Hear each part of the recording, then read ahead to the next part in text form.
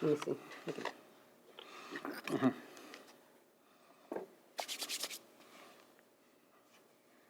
It's pull your eyes out of your head. It's just the wings, babe. Just put them behind your ears. Let go. Let me see. There you go. Doesn't matter. Can't fix it.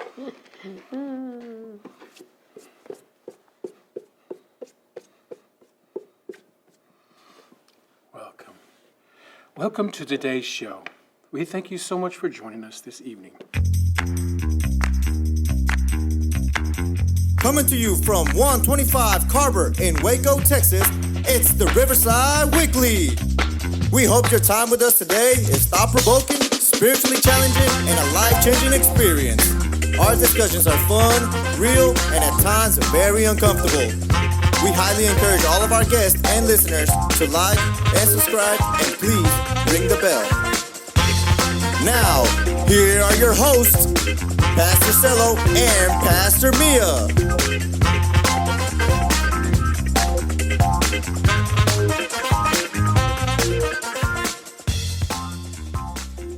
Hey guys, how y'all doing? Welcome to Riverside Weekly Podcast. Man, we're so excited that you guys have joined us today.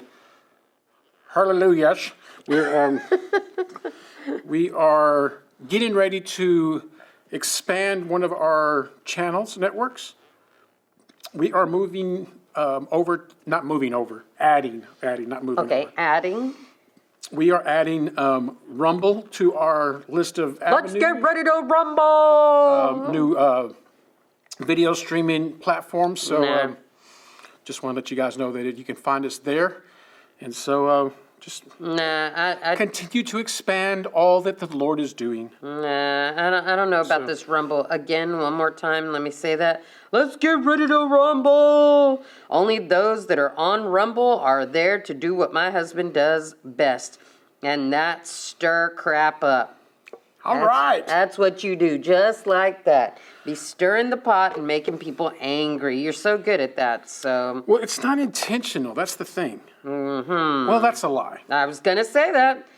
It is intentional. That is a lie. But I'm not trying to make That is a lie. But I'm not trying to make people mad. Okay. Like, that's not, my goal is not to make people mad. What is your goal? My goal is to make people think.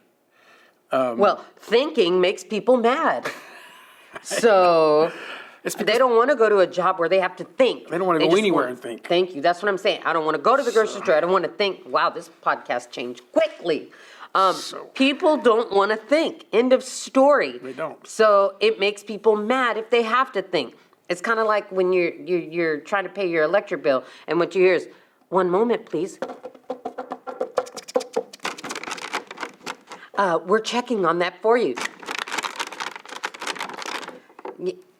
It's because people don't want to think, so nobody's showing up for work, so they got to have these AIs doing all that for us. You know what I'm saying? I'm sorry, I don't know where that came from, but it did. Well, it's true. And so when I stir the pot, I'm not stirring the pot to make people mad or upset. I'm stirring the pot to get the stuff that's settled on the bottom. Mm-hmm. Come to the top. Come to the top. Mm-hmm. Preach it now. But it doesn't happen. It doesn't. No, it does. I think it does.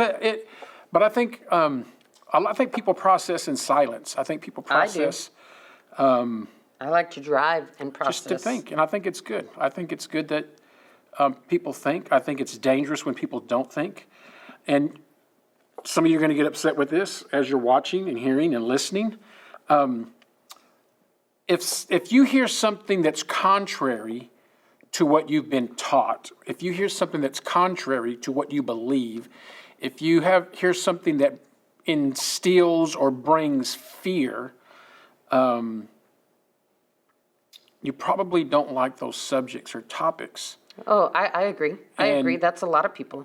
And that is when you need to think the most. That's when you have to face facts. You have to digest things because we've been taught to plug into the matrix and lay in a bed with this stuff feeding us information with what they want us to know. It's kind of like the news. Social media wants you to know, so they feed you. TikTok sends you what it thinks it should. I found this out, that the TikTok in China does not send memes and slapsticks and funny to suggest that. It suggests learning to all the kids there. That's what I'm saying, right? Because you don't. But that's crazy. Tell me that. If in China they don't want you thinking for yourself, why would they train them to be the super smartest people ever? Well, it's dangerous. That's a dangerous, slippery slope because, because China's more of a dictatorship. So they regulate what people can see and how they can learn and all that. Yeah, it's messed up. Yeah. But their intention is not because they want to have people to have freedom. Their intention of doing that is because they're trying to find the smartest and brightest and youngest individuals that are coming up, and so they can indoctrinate them into the leadership of what they're doing. And teach them to be dictatorial. To be more submissive in what they're doing. So from us, we're being entertained by every little bouncing ball. Yeah. They're being forced They're being forced to think.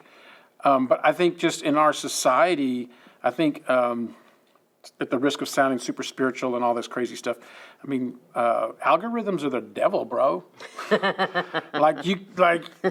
If you search one thing in any platform that you have, and when you go back and search that thing again or something else, all these other things come in. I know, and everyone says it's the government, but if you call the government cookies, well, I mean, that's what it is. It's algorithm, and I think because we get so we get caught up in that the dopamine, we stop thinking. Like we. I'm sorry, but that's how some of you are with a phone. I'm. What does it mean to be tardy? Tardy? To be late. Okay. Right? Yeah. Tell me. So what if you're late continuously? What is that called? Tardiness. What if you're tardy all the time? I don't know. My guy likes to tardy all the time. I don't know. Well, what happens if you're continuously being tardy and it's repetitive? At school? Yeah. At school or at your job? Because at your job, you're going to get fired. Well, I'm just saying. At your school, you're going to have to go to court. Well, your parents are going to have to go to court. Okay, what I'm saying is, what do you call that? What do you meme? What do you call a person who's late all the time, who's tardy all the time, and they continue to do it over and over again? Retarded. I was going to say that. We've made it. We've taken it and we've made it stigma. We've made it something that's politically non-correct, but really it's just the meaning of the word is you're late all the time. Does that make sense? You're continuously to be late. So when you take that from a conscious perspective or from a learning perspective, we have probably the latest cultural development, intellectual development delayed. In the United States. It's delayed, and we're always late to the show. We're late to the understanding. We're late to the new technology. We're late to the new, because we don't think. We're not taught to think for ourselves. No, we're taught not to think for ourselves. So we're not taught to think for ourselves, so we're always late to the show. Change your phrase. We're taught not to think. We're not taught to think. We're taught not to think. Thinking for ourselves is a no-no. Yeah. And they call you crazy when you think. When you think for yourself. Yeah. Wow. That was totally not the podcast I wanted to have today. Sorry, you started. But I mean, if that's what we gotta go with, that's what we gotta go with.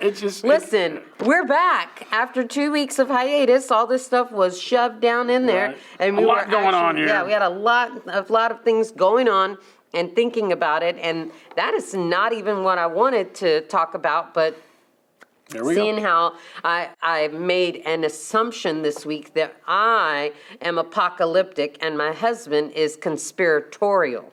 So everything. Not everything. Okay, but a lot of things for you are conspirators. Okay, Dave Chappelle. What? A lot. What do you want me to say? A lot. No, okay. You see what I'm saying? But see, that's And that goes to stigmatism. Like we say, well, you're a conspiracy theorist. Mm-hmm. That's where I struggle with that verbiage. I'm they say conspiracy. Well, conspiracy is to conspire. Conspiracy means that someone's conspiring to do something evil or wrong or betray Does it or always mislead. have to be evil, be Mislead, wrong, yeah, or conspire, betray? yes. No, you can conspire. To do something good? Yes. I look it up. I guarantee it's not say that. All right, go. Anyway, so when you think about conspiring, I think that we have been trained so much so just to listen and not to think for ourselves, that if you think that somebody's doing something to conspire to do something, that brings fear, because that means what we thought we knew is not true. Okay. Things that we assume to be real are not real, right? And so Again, the Matrix.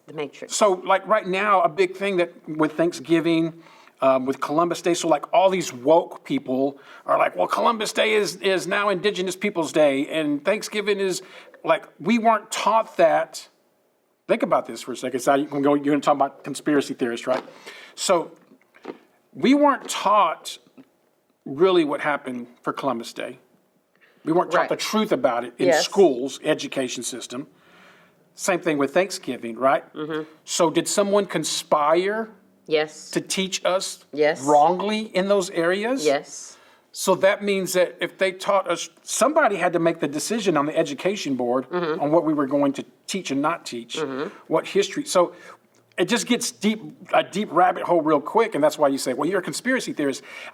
It's not that I'm a conspiracy theorist as much as I look at facts and I look at truth and what's really taking place, and I question. So if this is this, does that mean that this is this also? And that's what we don't like to look at, right? So for me, being a Native American, growing up with that understanding, the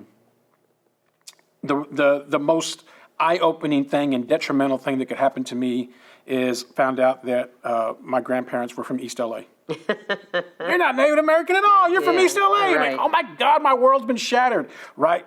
But when you think about that from a Native American perspective, we weren't taught everything about the Native Americans. We had a one-sided history. So who made those decisions is all I'm saying. And so when you look at different things, there wasn't a single treaty to this day that has been honored by our United States government that they signed. So they signed the treaties with different tribes, but none of those treaties were ever honored, right? So is that a conspiracy? Yes. So is it Well, only because I know the definition of it. conspiracy, right? So my question, Conspired. conspired, right? So did they conspire to withhold that information? Yes. Did they conspire did they say in a meeting boardroom somewhere, we're not going to honor these treaties, right? So if that's true, it's no longer a theory. That's my point, right? So we say they're conspiracy theorists, but if you have facts to back up what you're saying, then it's not a theory, it's truth. It's facts. Now, this is where it gets real ugly. We'll adopt the Big Bang theory. We'll adopt the Darwin's theory, right? But when it comes to other things, or we'll adopt all these different theories, theory of relativity, like all these different theories that scientists come up. But when you have facts and truth, you're a conspiracy theorist. And theory means it's something that hasn't been proven. Theory means it's something that possibly could happen. We don't have the facts, but looking at the evidence, we can have an assumption that this took place. Big Bang theory, right? The Darwin theory, right? But when you look at facts, nobody wants to talk about those. And so when you bring up facts, people tend to say, well, you're a conspiracy theorist. I'm saying maybe there was some conspiring. Well, let me read the word conspire and get you off the soapbox for a minute there. It says to conspire, to make secret plans jointly to commit an unlawful or harmful act. The other one is seems to be working together to bring about a particular result, typically to someone's detriment. That's what I'm saying. So that's the problem that I have when people say, well, you're kind of a conspiracy theorist. Like, I'm talking about facts. I'm talking about history. Like, these things are in history books. This is things that we've been, and we're talking one-sided history, right? So even if you have things that are factual, does that make you a conspiracy theorist? Or are people calling you crazy because you're bringing facts, and those facts are so big and so overwhelming that they change your belief, they change your thoughts, they challenge everything that you've been taught and instructed. They challenge all of that, and it's so overwhelming. It's easier just to say you're a conspiracy theorist or you're just crazy. And I think that's where we've leaned so much in our culture today, because we don't want to think. Nobody wants to think. Yeah. I love using this example. I'm so glad you brought it back to think and got off of conspiracy for a minute, because that's where I was going to bring us back. Well, no, because the reason, it's the same thing, because when you're looking at facts, it makes you think, like you're thinking. Mm-hmm. But if you never have the facts, and you're just doing what you're told. Okay. Right? So I always like this example, and I use this a lot of times when I do coaching and mentoring. I'm sorry. Right? So most of us don't think. Okay. But the one show that I loved, I hated and loved at the same time, was Blue's Clues with Steve. Yes. Is there Steve? Green. Yeah, green and light green. Green and shirt. lime stripe. Mm-hmm. So he would go. This is the best elementary example. Okay.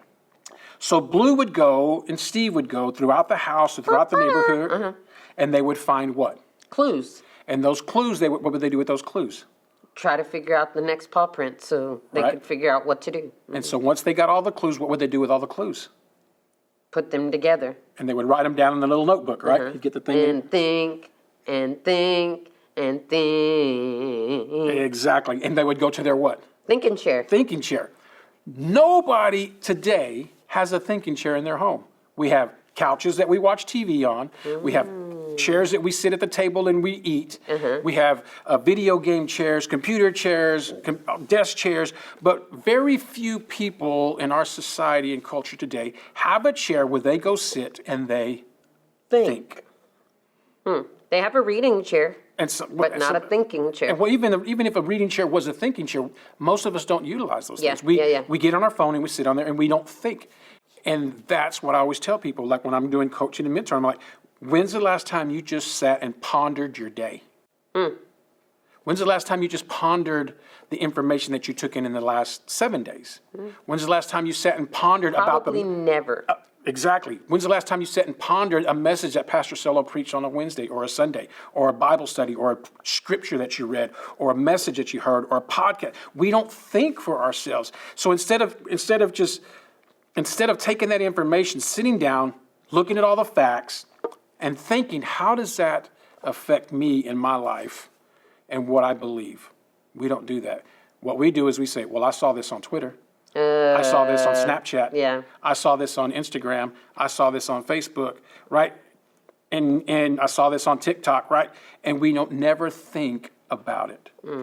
We never just stop and think. And I think that's where we as a culture and a society, and even to me, more importantly, as a church. Okay, good. I'm glad you brought us back there. We do not think. Okay, so I'm glad that you brought us there. And I'm going to wrap it up all in a package and put a bow on it right there, okay? So really what I was going to talk today about the topic, but we went way over there. It wasn't my fault.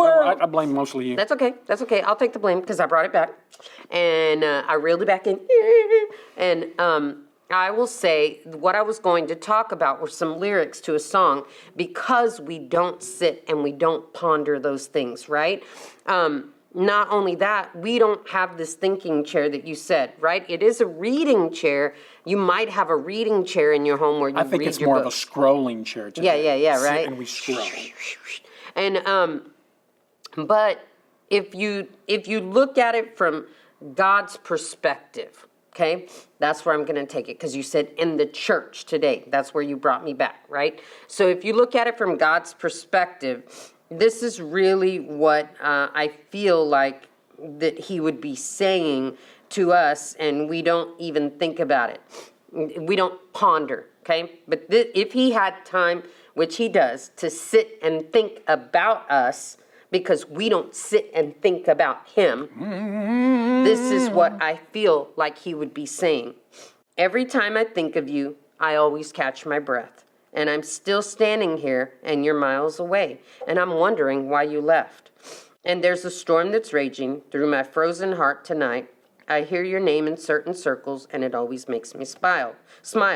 I spend my time thinking about you and it's almost driving me wild. And that's my heart that's breaking down this long distance road tonight. And then the song is, what? Jesus' heart is not cold. But I'm sorry, my churchy person, Yes. theological person came calm out. down. Sorry. Calm Sorry. down. I get it. It's not literal. I Okay? just clarifying. All right. And then the name of the song is I Ain't Missing You at All Since You've Been Gone. But I changed it to I've Been Missing You Since You've Been Gone Away. I've been missing you no matter what my friends say. And there's a message in the wild. I'm sending you this signal tonight. You don't know how desperate I've become, and it looks like I'm losing this fight. In your world, I have no meaning, though I'm trying hard to understand, and it's my heart that's breaking down this long distance line tonight. I'm missing you since you've been gone away, and I'm missing you no matter what I might say. So, but it's the song is... That's really good. Yes. It's really good. I know...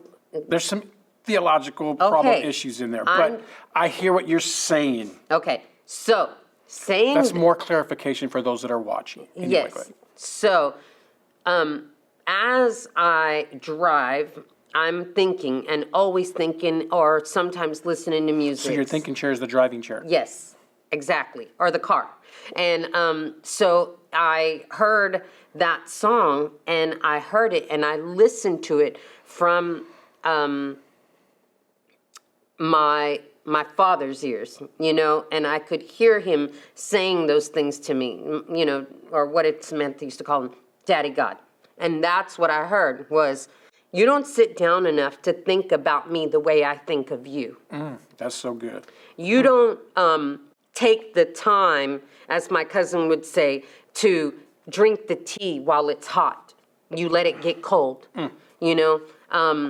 Preach it, girl. I'm just saying that, and that's what I heard was that, you know, he was saying that about all the time. He was saying, I'm wondering why you left. And we don't take the time to wake up. We take the time to wake up, make a cup of coffee, read a book, scroll, but we don't take the time to wake up and commune with the Father. So if we're over here trying to ponder and think, why can't we ponder and think on the things we did before? You know, and that was to go after the Father and to commune with him and say, what should I be doing today? Where am I going to go today? What, you know, we don't, again, going back to what you said about thinking for ourselves, we don't. We come to church, we let the pastor do whatever thinking he's going to do for us, and then that's it. We try to live on that 1 minute of that for the entire week, and that's why we can't make it through a week. That's why we're pulling our hair out. So, I'm sorry. Go think about that, yo. I'm just saying, I'm so glad that it brought it right back to that because I felt like I heard that. She holy. I did. I did. I've been holding on to that, y'all, for 2 weeks because we weren't here last week, nor the week before. And I know you guys have missed us, and I've been hanging on to that. So if that was for you last week, here it is on the plate, serving you up a plate of justice. Now go and do something with it, all right? Sorry, I know you're not the Edomites, but, you know, whatever. Anyway. That was just a sermon I did. Thank you guys so much for joining us today. We didn't mean to go so deep, so long, and so spiritual, but we enjoy having you guys watching, liking, and subscribing. Hit the bell, all that good stuff. We'll holler at you guys later. And we'll see you next week. And then we'll take a break for Christmas, I think. I'm not sure. We'll see. We'll try to hang on there. We know that was a Thanksgiving break. We do not want to take a Christmas break, but it might have to happen. I know you do. I know you do, honey. You want to go sit in the chair and think? I do. I love it. All right. Anyway, love you guys. See you next week. Thank you for listening to the Riverside Weekly. Download the Riverside Waco app to stay connected and follow us on all social media sites at the Riverside Waco. This podcast is made possible by the givers of Riverside Community Church. Production and engineering provided by Capital G and RTV in Waco, Texas.